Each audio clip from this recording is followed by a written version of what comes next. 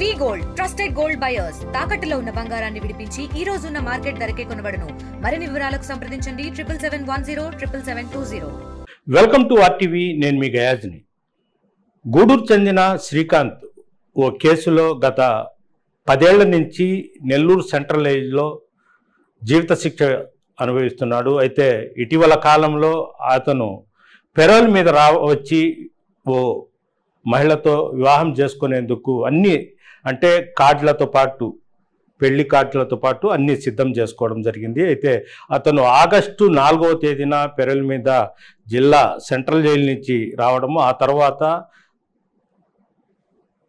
13వ తేదీ వివాహం జరగాల్సి ఉంది. అయితే అతను ఓ దినపత్రికల్లో వచ్చిన కొన్ని వార్తల కారణంగా అతన్ని పెరోల్ను రద్దు చేయడం జరిగింది. అయితే ఇటీవల కాలంలో వరుసగా శ్రీకాంత్ వెనకాల ఆ పెరోల్ వెనకాల ఓ మహిళ హస్తం ఉంది, ఆ మహిళ మొత్తం కీలక పాత్ర పోషిస్తుందంటూ ఓ మహిళ మీద ఓ దినపత్రికలు వరుసగా కథనాలు అయితే వస్తున్నాయి. దీని మీద మాట్లాడేందుకు అయితే మాకొచ్చిన అనుమానం ఆ మహిళే అని అనుమానం కొన్ని ఆధారాల కారణంగా ప్రస్తుతం అరుణ మనతో ఉన్నారు, ఆమెతో మాట్లాడుతాం. నమస్తే నగర్. అసలు ఏంటి అంటే ఇటీవల ఒక పత్రికల్లో అంటే శ్రీకాంత్తో ఈరోజు అంటే 13వ తేదీ వివాహం జరగాల్సి ఉంది అంటే మళ్ళీ పెరోల్ క్యాన్సిల్ అవ్వడము, మళ్ళీ వెళ్ళిపోవడము, అతను వెనకాల మీరే ఉండి ఎంత కథ నడిపిస్తున్నారు, సెక్రటరియట్లో ఒక అధికారితో లాల్యూచితో ఈ బెయిల్ వచ్చిందని అన్ని రకరకాల కథనాలు వస్తున్నాయి. ఏంటి అసలు ఈ గొడవ అసలు ఏంటి? అదే అండి, నేను కూడా చూసాను. ఒక ప్రముఖ దినపత్రిక కూడా రాశారు. అయితే వాళ్ళు రాసిన దానిలో ఏది కూడా వాస్తవం లేదు, అవాస్తవాలే రాశారు. 2 స్టేషన్లో షీట్లు ఉన్నాయని రాశారు, అది పాసిబుల్ కాదు. తర్వాత వచ్చి 2 ఎస్పీలు నాట్ రికమెండ్ చేశారని రాశారు. 2 ఎస్పీలు నాట్ రికమెండ్ చేయడానికి ఎలా గూడూరు 2 టౌన్ లిమిట్స్లో నేను నివాసం ఉంటాను అని చెప్పి ఆయన గూడూరు 2 టౌన్ లిమిట్స్లో నేను పలానా దగ్గర నివాసం ఉంటాను, గూడూరు 2 టౌన్ లిమిట్స్ సిఐ గారు, గూడూరు డిఎస్పీ గారు, తిరుపతి ఎస్పీ గారు ఆ పెరోల్ రిమార్క్స్ అనేవి రికమెండ్ ఆర్ నాట్ రికమెండ్ అనేవి ప్రాసెస్ అండి. నెల్లూరు జిల్లా ఎస్పీ గారికి అసలు సంబంధమే లేదు, ఆయన తీసుకొచ్చి దీంట్లో కలిపారు. ఒకటి ఆ నివేదికలో కూడా 2 టౌన్ సిఐ గారు రాసినటువంటి ఏదైతే తప్పుడు నివేదిక ఉందో దానిలో అసోసియేట్ అని నా పేరు రాశారండి. ఒకటి అరుణ గారు, అసలు మీ నేటివ్ ప్లేస్ ఏమిటి, మీరు ఏం చేస్తున్నారు ఏంటి?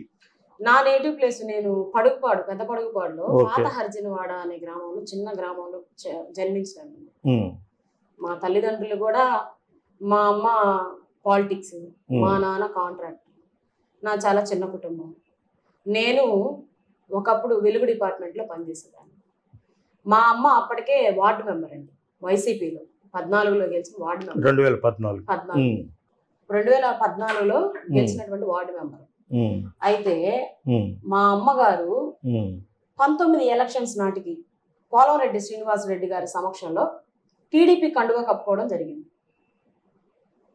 ఆ యొక్క రాజకీయ కుట్రలు, ఆ యొక్క లోకల్ గొడవల్లో నన్ను ఇబ్బంది పెడతా ఉన్నారు వెలుగు డిపార్ట్మెంట్లో పనిచేసిన. నేను అవన్నీ తట్టుకోలేక అప్పుడున్నటువంటి శేషగిరి బాబు ఐఏఎస్ గారికి నేను రిప్రజెంటేషన్ ఒకటి పెట్టుకున్నాను. ఇలా నా మీద రకరకాల ఆరోపణలు చేస్తూ ఉన్నారు, పత్రికల్లో వేస్తూ ఉన్నారు, ఇది మీరు ప్రాపర్గా థర్డ్ పార్టీ ఎంక్వైరీ చేయమని వేశాను. అప్లికేషన్ పెట్టుకుని థర్డ్ పార్టీ ఎంక్వైరీ జరిగింది, నా మీద ఏం లేదని తెలిసిపోతున్నారు. అయిపోయిన తర్వాత ఆ యొక్క లోకల్ నాయకుడు ఎవరైతే ఉన్నాడో ఆయన ప్రధాన అనుచరుడు నల్లపరెడ్డి కృష్ణకుమార్ రెడ్డి గారికి. ఇప్పుడైతే వాళ్ళిద్దరు గొడవలు అయ్యి విడిపోయారు, కాలం నిర్ణయించింది అదే తప్పుడు ఆయన అని. ఒకప్పుడు ప్రధాన అనుచరుడు ఆయన చేసిన రాజకీయ కుట్రలో నా మీద కేసు పెట్టించాడు వెంకటస్వామి అనే ఆయన చేత. విధులకు ఆటంకం కలిగించిందని నా పై అధికారి అయ్యేసరికి నా విధులకు ఆటంకం కలిగించిందని నా మీద కేసు పెట్టించారు. నాకు ఇంకా దాని మీద వెక్స్ అయిపోయి నేను బయటకు వచ్చేసాను, నాకు జాబ్ వద్దు ఏముంది అనేసి. ఏ వైసీపీ వాళ్ళైతే నన్ను ఇబ్బంది పెట్టారో అదే వైసీపీలో నేనంటే ఏంటో చూపించుకోవాలి అని చెప్పేసి అదే పాత హర్జనవాడ నుంచి నేను దిశ ఫౌండేషన్ అని ఒక ఫౌండేషన్ స్టార్ట్ చేసి అది రాష్ట్ర వ్యాప్తంగా మెంబర్షిప్ చేసుకుని నేను దిశ అరుణగా ఎదిగాను. అంతే, ఏ రాజకీయ దిశ అరుణగా ఎదిగాను. నా ఇంటి పేరు మర్చిపోయి నన్ను దిశ అరుణగా ఆంధ్రప్రదేశ్ లో ఉన్నటువంటి మహిళా మండలందరూ కూడా ఆదరించారండి. 36,500 మందితో నేను దిశ ఫౌండేషన్ స్టార్ట్ చేసి సక్సెస్ఫుల్ గా ఎక్కడా కూడా చిన్న అలిగేషన్ లేకుండా నేను దాన్ని రన్ చేశాను. ఆ చేసినప్పటి నుంచి నా మీద ఒక అలిగేషన్ కానీ, ఒక శత్రుత్వం కానీ, ఒకరు కౌంటర్ చేసి కానీ, లేకపోతే ఒక ప్రెస్ మీట్ పెట్టి కానీ లేదండి. ఎక్కడా కూడా లేదు.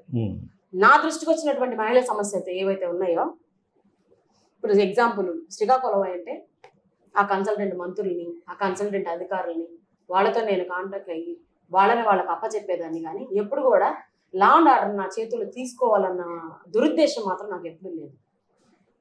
ఈ జిల్లాలో దిశ పోలీస్ స్టేషన్ ఏది, ఉమ్మడి నెల్లూరు జిల్లాలో ఉన్నటువంటి దిశ పోలీస్ స్టేషన్ ఏదైతే ఉందో ఆ స్టేషన్కి నేను అఫీషియల్ ఫ్యామిలీ కౌన్సిలింగ్ మెంబర్గా నియమించబడ్డాను. ఆ కౌన్సిలింగ్ పర్పసే వారానికి 2 రోజులు నేను స్టేషన్కి వెళ్ళేదాన్ని తప్ప మిగతా ఏ రోజు కూడా నేను స్టేషన్కి వెళ్ళిన దాఖలాలు కూడా లేవు. వాస్తవం. అంటే మీరు దిశలో పనిచేసినప్పుడు స్టేట్లో ఉండే కొంతమంది ఐఏఎస్ ఐపీఎస్ అధికారులతో మొత్తం బాగా పరిచయాలు ఉండేవి. ఆమె ఎస్ఐలు కాదు, సిఐలు కాదు, డిఎస్పీలు కాదు, ఎస్పీని సైతం ట్రాన్స్ఫర్ చేయించేంత గట్స్ ఉన్న మహిళ అనేది కూడా పత్రికలు చెప్తారు. నిజమేనా అది? Free publicity. టోటల్ గా ఫ్రీ పబ్లిసిటీ. నిజంగా మీరు ట్రాన్స్ఫర్ చేసే సీన్ లేదు. నన్ను పెద్దదాన్ని చేస్తున్నారు పత్రికలో. అంతేనా? ఇప్పుడు శ్రీకాంత్ ఎట్ట పరిచయం మీకు? శ్రీకాంత్ 2022లో జైల్లో ఖైదీలకి రాఖీ పండుగ చేశాను. ఖైదీ సోదరులందరూ కూడా ఇళ్లలో వాళ్ళకి దూరంగా ఉంటారు కాబట్టి నేను ఒక సోదరిగా వాళ్ళకి రాఖీ కట్టి ఒక స్వీట్ తినిపించడం వల్ల వాళ్ళు ఆనందంగా ఉంటారు ఒక రోజు అనేసి జైల్స్ డీజీ హసన్ రాజు గారు ఉన్నప్పుడు ఆయన దగ్గర పర్మిషన్ తీసుకొని అఫీషియల్ గానే ప్రోగ్రామ్ కండక్ట్ చేశాను నెల్లూరు సెంట్రల్ జైల్లో. అప్పుడు నా ఫౌండేషన్ ద్వారానండి. రాజమండ్రి సెంట్రల్ జైల్లో చేయించాను, అక్కడ రాజమండ్రి వాళ్ళ చేత. విశాఖపట్నంలో చేయించాను, విశాఖపట్నం వాళ్ళ చేత. నెల్లూరులో డైరెక్ట్ గా నేనే చేశాను, సొంత జిల్లా కాబట్టి. ఆ దానిలో ఆ ప్రోగ్రామ్ లో అందరూ వచ్చి రాఖీ కట్టించుకున్నారు కానీ శ్రీకాంత్ ఒక్కడే రాలేదండి. ఎందుకు రాలేదు అని నేను అప్పుడు మనసు పడ్డాడు. అప్పుడే అట్లా ఏం లేదు, అప్పటికి తెలీదు. నేను డిప్యూటీ జైలర్ నాకు పరిచయం లేదు. డిప్యూటీ జైలర్ గారిని పిలిచి ఒక ప్రిజనర్ మిస్ అయ్యారని మిగతా ఖైదీలను చెప్తున్నారు, ఆయన ఎవరో అని అడిగాను. శ్రీకాంత్ వస్తున్నాడు, ఆయన హాస్పిటల్ బ్లాక్ లో ఉంటాడు, వస్తున్నాడు అని అన్నాడు. వస్తున్నాడు, వచ్చిన తర్వాత ఆయన నాతో నమస్తే మేడం అని మాట్లాడాడు. ఆ గొంతు చనిపోయినటువంటి నా భర్త గొంతులాగా ఉండడంతో నేను ఆయనకి రాఖీ కట్టలేదండి. నేను కట్టలేదు సెంటిమెంట్ గా. నాకు ఎందుకంటే నాకు నా భర్త అంటే చాలా ఇష్టం. మాది చిన్నప్పటి నుంచి లవ్. మా మామ కొడుకు, మా మేనమామ కొడుకు, ఇద్దరు అత్త మామ, ఇద్దరు బంధువులు.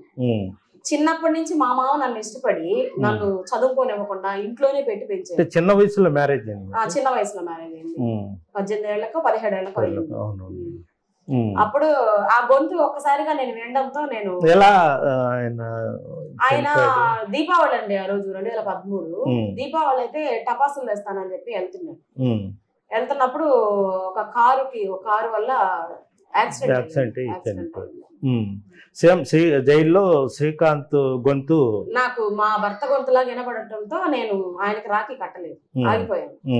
అప్పుడు ఆయన ఏంటి ఎందుకున్నాడు జైల్లో అంటే, ఆయన జైలర్లు ఎంటైర్ జైల్ డిపార్ట్మెంట్ సూపరింటెండెంట్ గారితో సహా ఆయన చాలా గుడ్ బై, ఎవరి జోలికి వెళ్ళడు, జైల్లో చాలా గుడ్ బిహేవియర్ ఉంటది.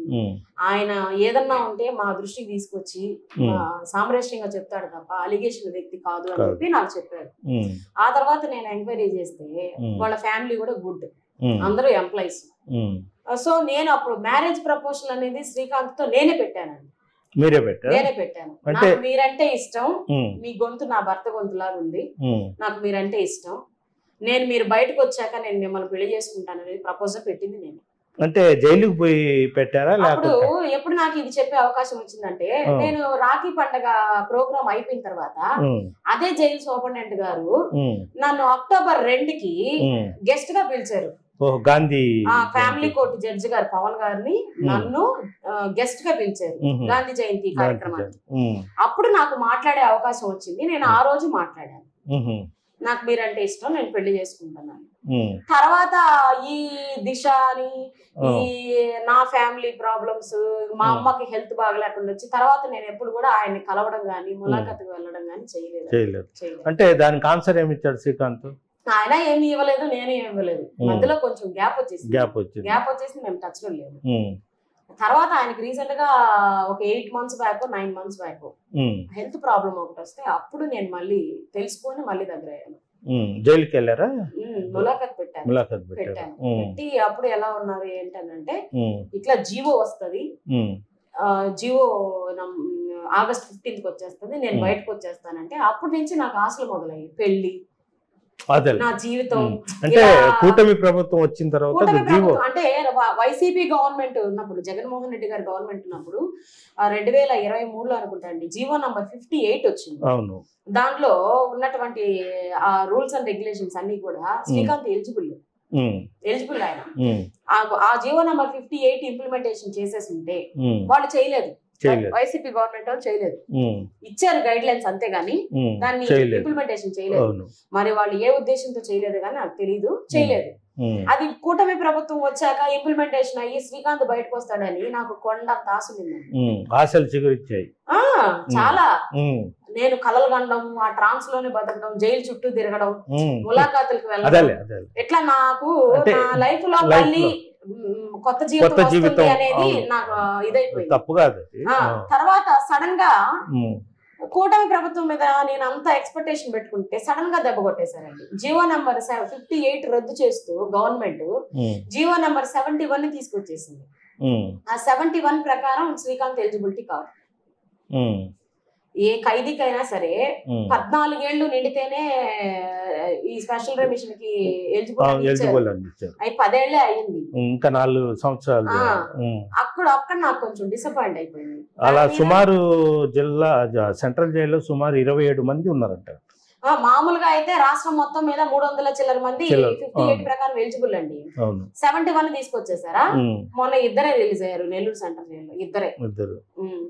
అది దాని మీద గవర్నమెంట్ కి అంటే నాకు ఇప్పుడు మీరు అన్నట్టు ఈ ప్రముఖ దినపత్రికల్లో వచ్చిన కథనాలే నిజమైతే, నాకంత సర్కిల్ ఉంటే నేను పెరోల్ ఎందుకు తెచ్చుకుంటాను? జీవో నంబర్ 71 రద్దు చేయిస్తాను కదా, 51 ఇంప్లిమెంటేషన్ చేయిస్తాను కదా. 71 వద్దు, ఇది నా జీవితానికే కాదు, ఎంటైర్ ఆంధ్రప్రదేశ్ ప్రిజనర్స్ జీవితాల్లోనే ఇది మట్టి జల్లే జీవో అని కొట్లాడి నేను జీవో నంబర్ 71 రద్దు చేయిస్తాను. కొత్త జీవో తెచ్చుకొని శ్రీకాంత్ బయటకు తెచ్చుకుని నాకు అంత సీన్ లేదు. నన్ను అనవసరంగా ప్రముఖ దినపత్రిక వాళ్ళు ఆకాశానికి ఎత్తేస్తున్నారు.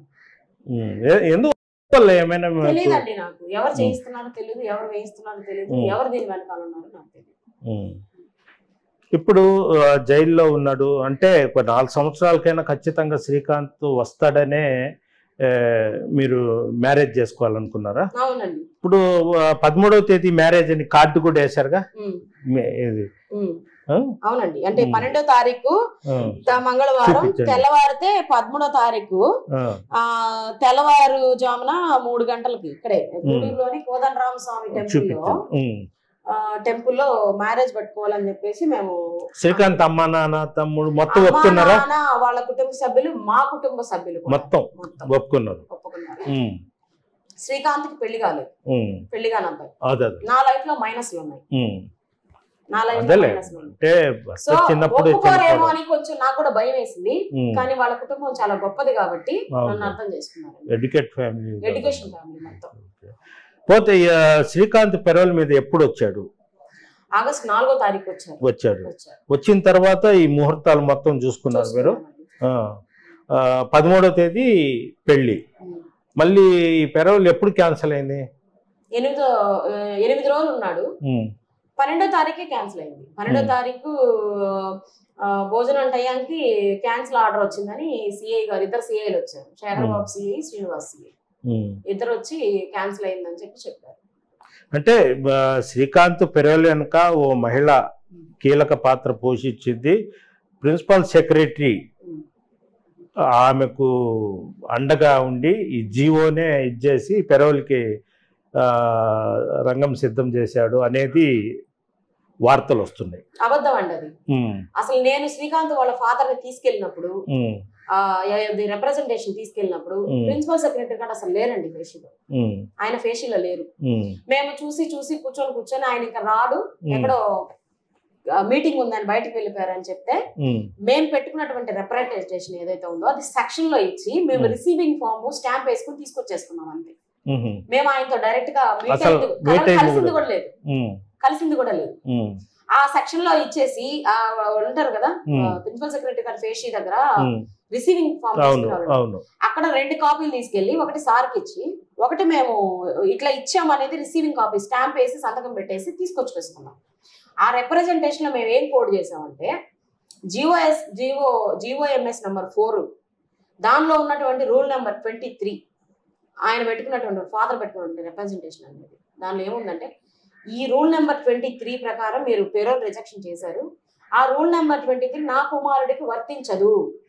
ఎప్పుడు కూడా దీన్ని రెట్రాస్పెక్టెడ్ మెథడ్ లో కాదు ప్రాస్పెక్టెడ్ మెథడ్ లో చూడాలి మీరు. ఇది ఎస్కేప్ తర్వాత నా కొడుకు వాలంటీర్ సరెండర్ అయ్యి 3 సార్లు ఫెరోల్ మీద ఫర్లో మీద వచ్చి గుడ్ కండక్ట్ తో వెళ్ళాడు. అంటే ఒక్కసారి అంటే శిక్ష అనుభవిస్తూ సారి జైలు నుంచి వెళ్ళిపోయిన తర్వాత ఫెరోల్ మీద మళ్ళీ 2 సార్లు వచ్చాడు. వాలంటీర్ సరెండర్ అయిన తర్వాత 3 సార్లు ఫెరోల్ మీద ఫర్లో మీద వచ్చి వెళ్ళాడు. గుడ్ కండక్ట్ తో వెళ్ళాడు. ఏ అలిగేషన్ లేదు, ఏ ఎఫ్ఐఆర్ లేదు. సో ఇవన్నీ కూడా మేము మెన్షన్ చేసాం. డాక్యుమెంట్స్ అన్ని కూడా సబ్మిట్ చేసాం. ఆ ఫైల్ అంతా మేము వచ్చేసిన తర్వాత వాళ్ళు ఎప్పుడు తెప్పించుకున్నారో మాకు తెలీదు, ఎప్పుడు చూసారో కూడా మాకు తెలీదు. మేము వచ్చేసిన తర్వాత వాళ్ళు జైలు వాళ్ళు మాకు చెప్పారు ఇలా పెరోల్ శాంక్షన్ అయ్యి మీకు మెయిల్ వచ్చింది శ్రీకాంత్ అని చెప్పి శ్రీకాంత్ చెప్పాడు. నేను అదే టైంకి ములాఖాత్కి వెళ్తే శ్రీకాంత్ నాకు తెలియపరిచాడు జైలు నాకు కూడా తెలియదు.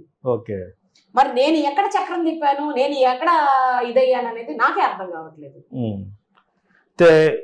12వ తేదీ అంటే 13వ తేదీ ఉదయాన్నే పెళ్లి కావాల్సింది. 12వ తేదీ కుటుంబ సభ్యులతో ఈ పెళ్లి కార్యక్రమాలు చేసుకున్నారు.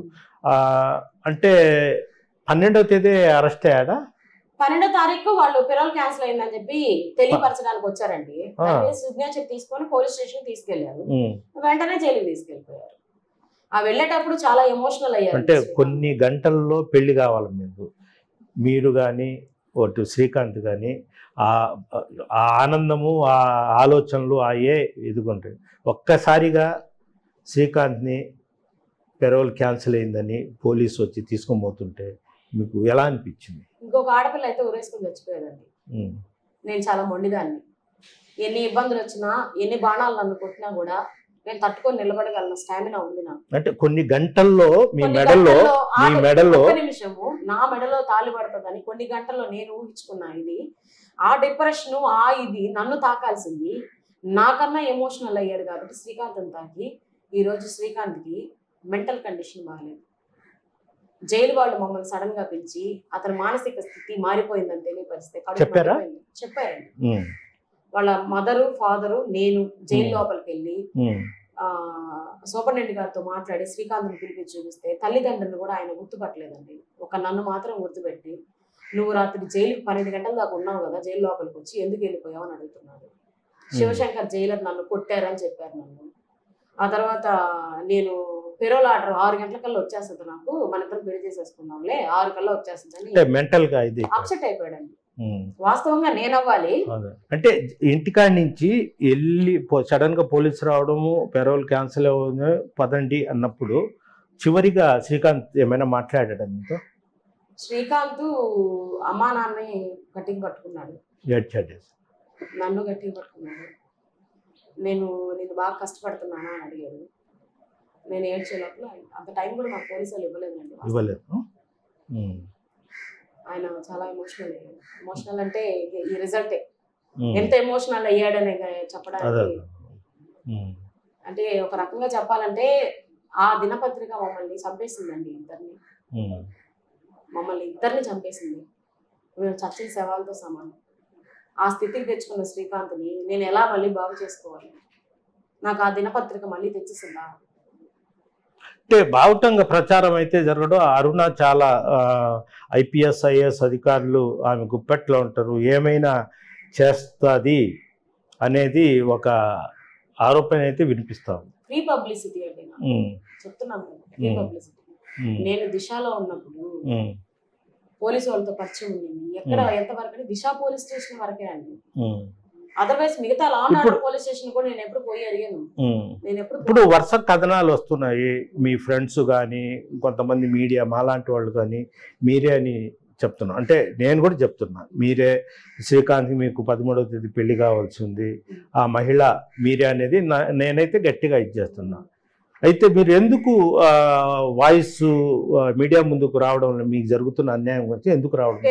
ఈ పెరోలు ఎవరికో ఏ పని కోసం అనే ఆర్టికల్ వచ్చిన తర్వాత దినపత్రికలో అది నేను చదివిన తర్వాత నేను ప్రెస్ వాళ్ళందరికీ చాలా మంది కాల్ చేశానండి.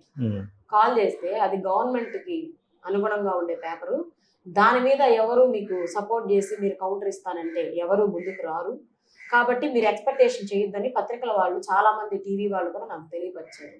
నేను అందరికి ఫోన్ చేశానండి, నేను ఇస్తాను ఇలా, ఆయన తప్పుడుగా రాశారు అని. అసలు ఇవన్నిటికీ కారణం అండి, వీటిలన్నిటికీ కూడా కారణం కింద స్థాయిలో సిఐ గారు చేసినటువంటి ఆ నివేదిక కారణమే. గూడూరు 2 టౌన్ సిఐ ఏం రాశారు? ఆయన దానిలో అసోసియేట్, జైల్లో ఉండి కూడా అసోసియేట్ మెయింటైన్ చేస్తానని నా పేరు మెన్షన్ చేశారు. నేను ఎలా అసోసియేట్ అవుతానండి? అది తప్పుడు నివేదికే కదా.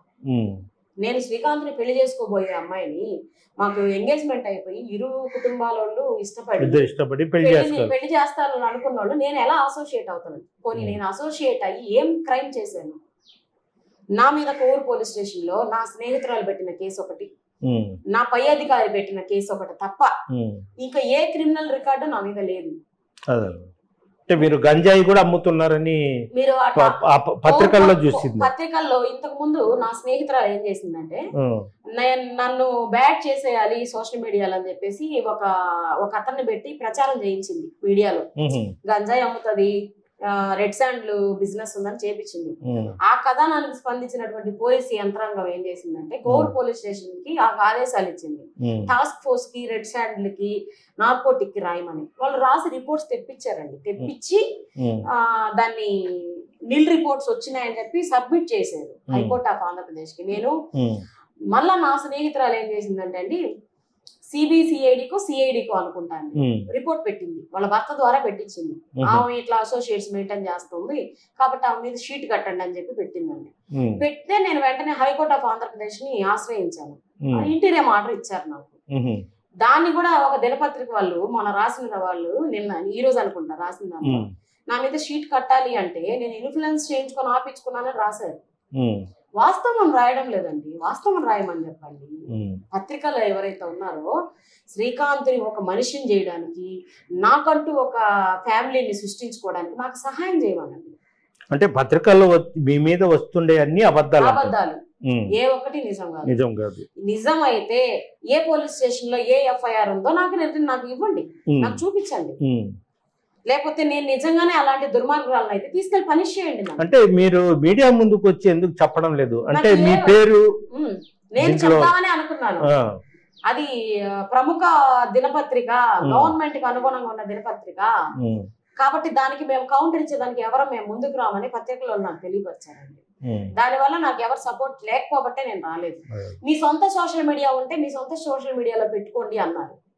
దానిలో నాకు సొంత సోషల్ మీడియా మెయింటైన్ చేసేంత కెపాసిటీ లేదు కాబట్టి నేను అనుకుంటున్నాను ఈ రోజు ఫేస్బుక్ లో లైవ్ పెడదామని అనుకుంటున్నాను. నేను పొద్దున్న లేసరికి ఈ వార్త వచ్చింది.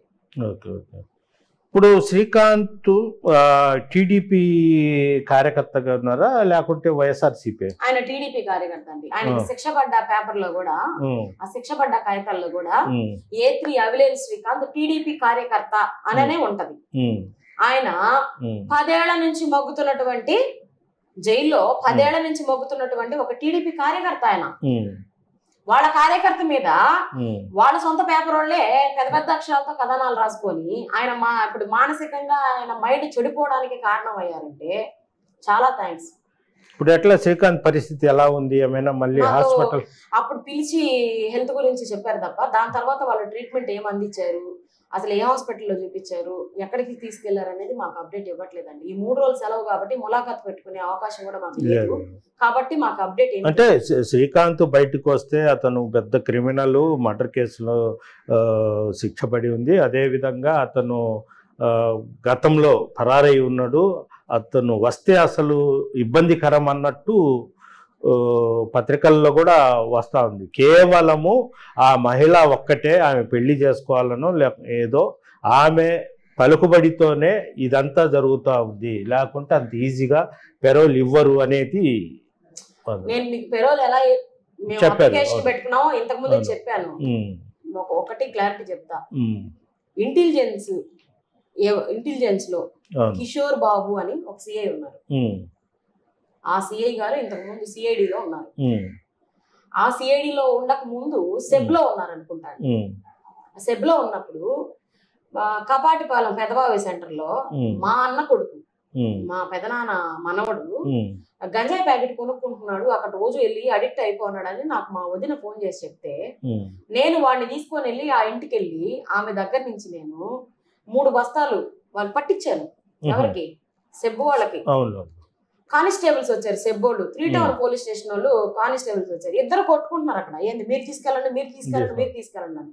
అసలు ఏంటి ఎవరు తీసుకెళ్ళాలంటే సెబ్బోళ్ళు తీసుకెళ్ళాలని 3 టౌన్ వాళ్ళు అంటారు, 3 టౌన్ వాళ్ళు తీసుకెళ్ళాలని సెబ్బోళ్ళు అంటారు. అప్పుడు నాకు క్లారిటీ లేక సెబ్బులో ఉండే సిఐకి ఫోన్ చేశాను. ఏంటండి మీ ప్రాబ్లం, అసలు మీరు దీన్ని ఎందుకు తీసుకెళ్ళరు? ఇక్కడ పిల్లలు చెడిపోయి ఆడపిల్లలు కూడా స్కూటీలు వేసుకొని వచ్చి గంజాయి తీసుకెళ్తున్నారు, అసలు మీరు ఏం చేస్తున్నారు? అసలు ఇక్కడ సీసీ కెమెరాలు పెడితే ఎందుకు పనిచేయట్లేదు? అవి మీరన్నీ చూసుకోరా అని చెప్పి గట్టిగా ఆయన మాట్లాడానండి. మాట్లాడితే ఆయన నేను మళ్ళీ ఫోన్ చేస్తాను మేడం అని పెట్టేశాడు.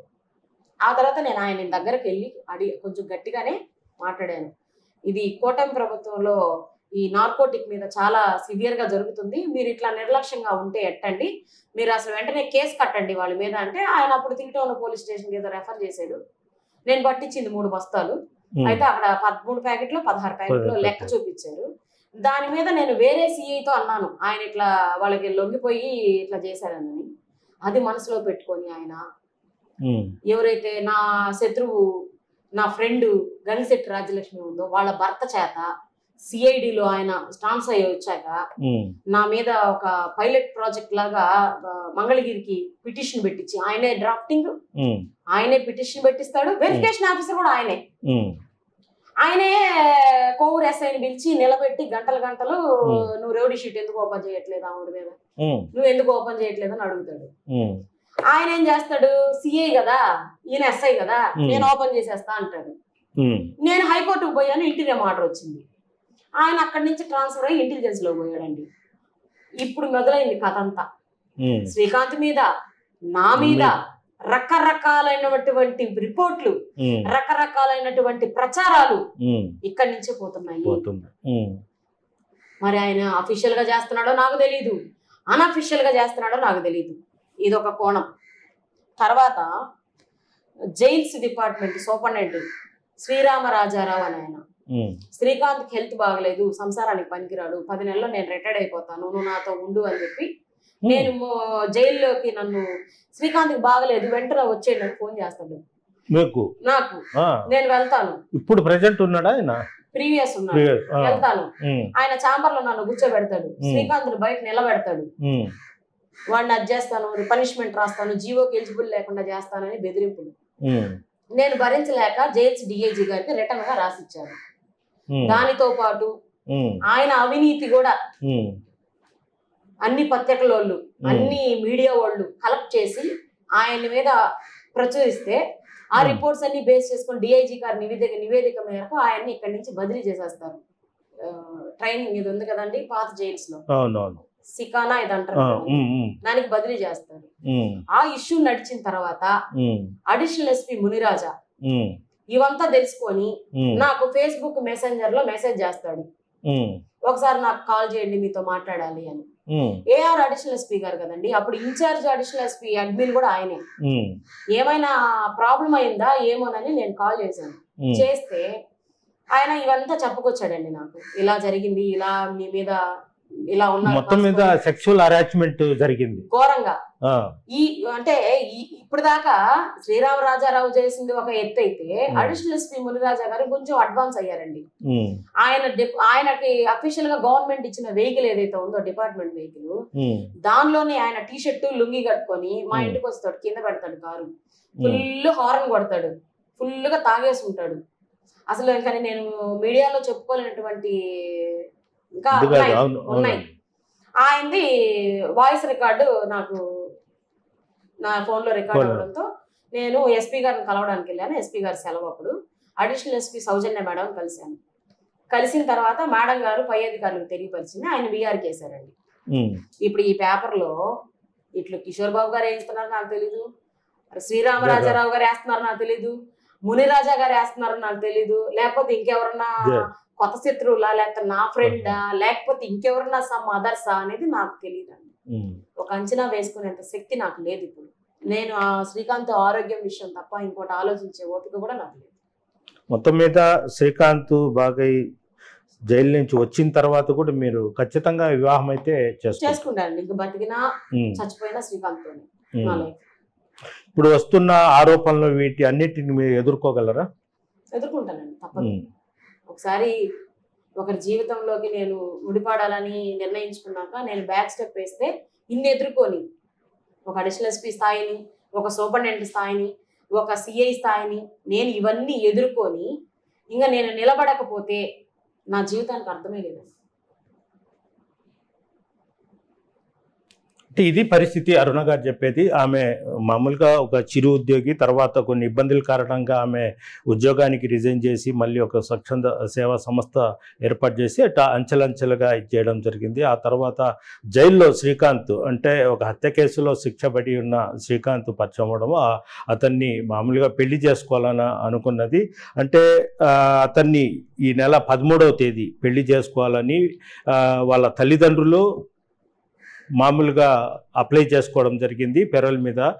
ఈలోపు తన మీద అబద్ధపు ప్రచారాలు, కొందరు కావాలని అబద్ధపు ప్రచారాలు చేయడంతో పెరోల్ కూడా క్యాన్సిల్ అయిపోయింది. శ్రీకాంత్ మళ్ళీ తిరిగి సెంట్రల్ జైలుకి వెళ్ళిపోవడం జరిగింది. అంతేకాకుండా శ్రీకాంత్ను పెళ్లి చేసుకోవాలని కొన్ని రోజుల నుంచి నేను పెరోల్ జైల్లో ఉన్న శ్రీకాంత్ని అప్పుడప్పుడు మిలాఖత్ అవ్వడానికి వెళ్ళినప్పుడల్లా చాలామంది జైలు అధికారులతో పాటు ఏఆర్ పోలీసులు సైతం మానసికంగా, శారీరకంగా హింసించారు. ఒక ఆడపిల్ల నేను బయట చెప్పుకోలేక ఈరోజు చెప్తున్నా. నా మీద అయితే నేనేదో తప్పు చేశానని వీళ్ళంతా చెప్తున్నారు. నా కడుపులో బాధలు కూడా ఉన్నాయి, అవి కూడా రాయమని కూడా అరుణ గారు చెప్తున్నారు. అదేవిధంగా ప్రధానంగా ఆమె ఈ శ్రీకాంత్ కోసం పోరాటం ఖచ్చితం చేస్తాను, భయపడే ప్రసక్తి లేదు. ఒకవేళ శ్రీకాంత్ వెనకాల ఒక మహిళ పెద్ద స్థాయిలో IAS IPSలను ట్రాన్స్ఫర్ చేసే స్థాయి గల మహిళ అని నా మీద బురద చల్లుతున్నారు. అదే స్థాయి ఉండి అదే బలం ఉంటే మాత్రం నేను జీవోను కూడా మార్చేసి ఈ పెరోల్ మీద కూడా తెచ్చుకునే అవసరం లేదని కూడా అరుణ అయితే చెప్తున్నారు. వీడియో ప్రదీప్తో గయాజ్ RTV నెల్లూరు నుంచి. తెలుగులో న్యూస్ కి ఫాస్టెస్ట్ యాప్ ఇప్పుడు టోటలీ న్యూ అవతార్లో జస్ట్ 5 seconds లో కంప్లీట్ న్యూస్. సోషల్ మీడియాలో ట్రెండ్స్ కి one stop solution. Live TV app voice search option తో ఇప్పుడే డౌన్లోడ్ చేయండి లేదా అప్డేట్ అయిపోండి. యాప్ లింక్ డిస్క్రిప్షన్ లో ఉంది.